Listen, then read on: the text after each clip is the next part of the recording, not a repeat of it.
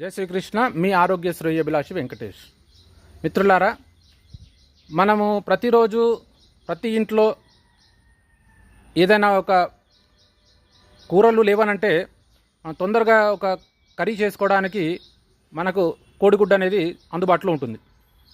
మరి ఈ కోడిగుడ్డు, ఈ ఫామ్ కోడిగుడ్డు వల్ల మనకు ఎన్ని ప్రమాదాలు ఉన్నాయో అనే విషయాన్ని గతంలో చాలామంది దాని గురించి వివరించారు.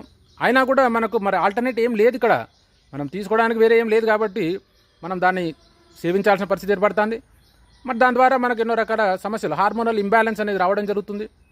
మరి దీన్ని ఎలా ఎదుర్కొంటాం మనం? మరి ఇప్పుడు అది తీసుకోవాల్సిన పరిస్థితి ఏర్పడుతుంది కాబట్టి తీసుకుంటున్నాం.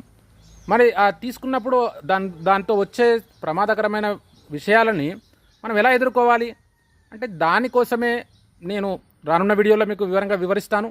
మరి ఎలా మనం దాన్ని ఎదుర్కోవచ్చు, ఎలా మనం సమస్యల్లో పడకుండా ఉండొచ్చు. Okay friends, thank you.